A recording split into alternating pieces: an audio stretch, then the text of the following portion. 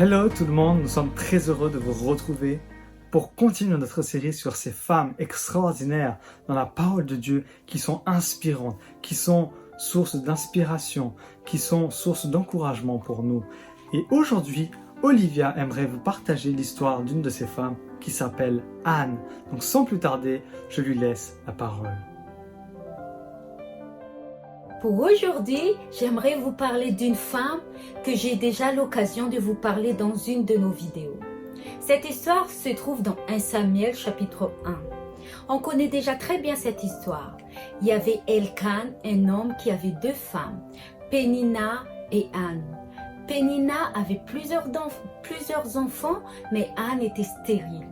Pénina n'était pas une très gentille dame. Elle faisait la misère à Anne. Donc, tellement Anne était malheureuse qu'elle n'arrivait plus à manger et elle pleurait.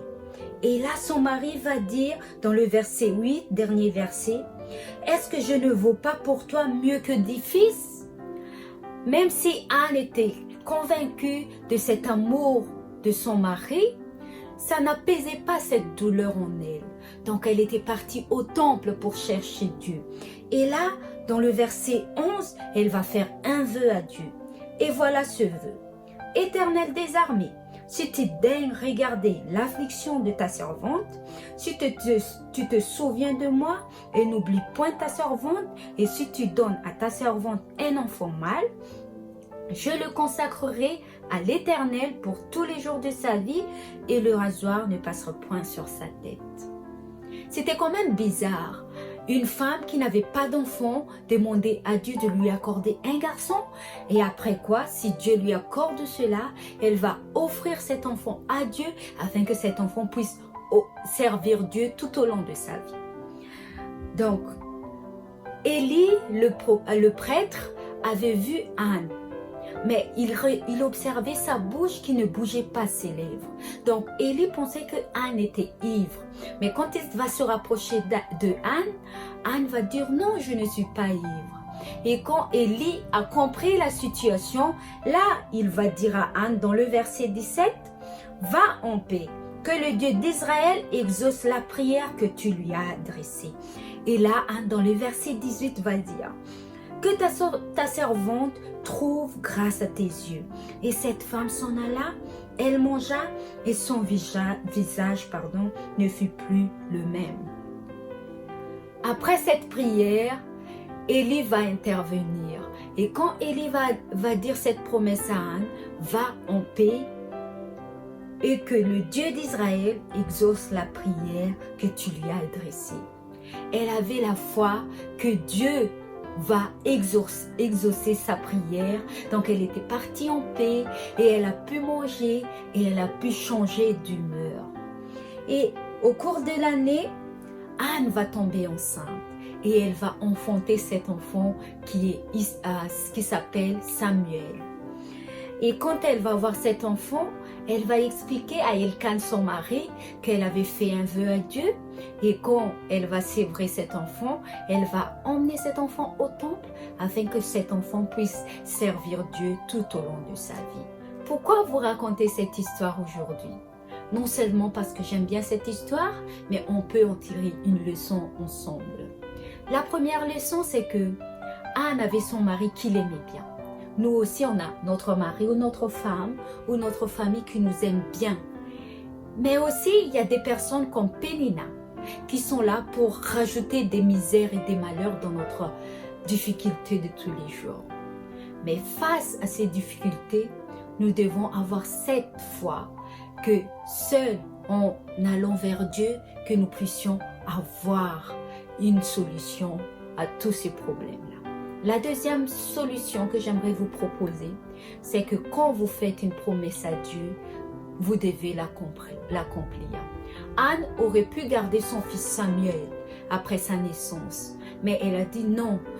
Avec son mari, elle a expliqué son vœu et elle allait accomplir son vœu parce que elle était tellement heureuse de tout ce qu'elle avait pu expérimenter grâce à Dieu.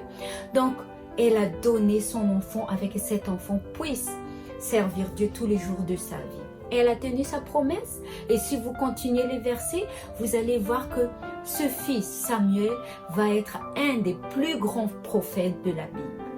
Et aussi, elle a été bénie parce qu'elle avait eu d'autres enfants que Samuel.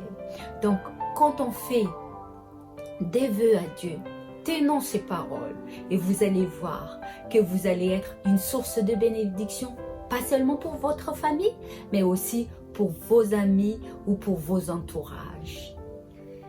Et là, j'aimerais revenir à la promesse d'aujourd'hui. On a déjà lu ce que Élie a dit à Anne dans le verset 17. 1 Samuel chapitre 1 verset 17. Va en paix et que le Dieu d'Israël exauce la prière que tu lui as adressée. Je ne sais pas quelle prière tu as adressée à Dieu aujourd'hui, ou tu as déjà lutté avec Dieu pendant plusieurs mois, plusieurs années, mais aujourd'hui, j'aimerais te laisser cette prière, cette promesse.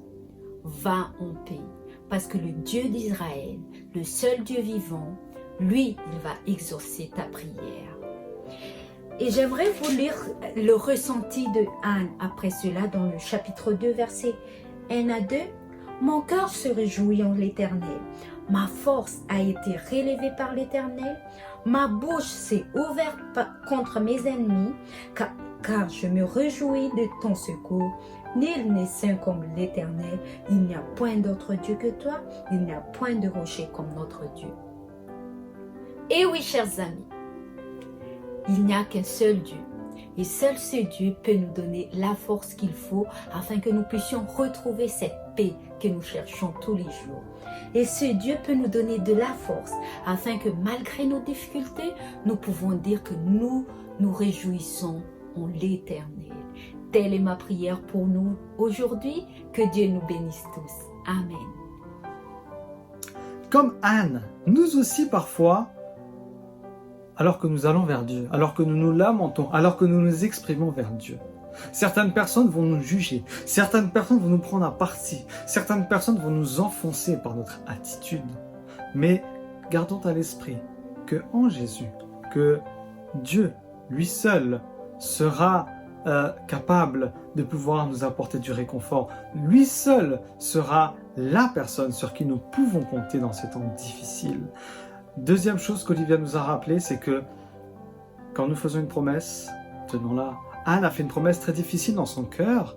Elle a demandé un enfant et elle a choisi de donner cet enfant à Dieu. Lorsqu'elle a eu cet enfant, elle se dit, mais qu'est-ce que j'ai dit?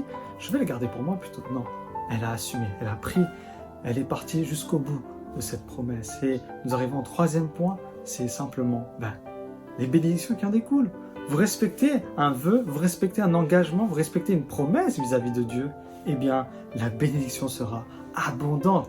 Samuel a été un des plus grands prophètes aussi ici-bas. Il a eu un très beau ministère parce que sa maman l'a préparé, parce qu'il a été mis à part, parce qu'il a été béni par rapport à l'engagement de sa maman. Donc lorsque nous faisons des choix, nous prenons des décisions, ces bénédictions aussi vont se déverser sur notre entourage. Donc allons de l'avant, chers amis, et continuons de marcher avec le Seigneur à la lumière et à l'exemple de cette femme Anne.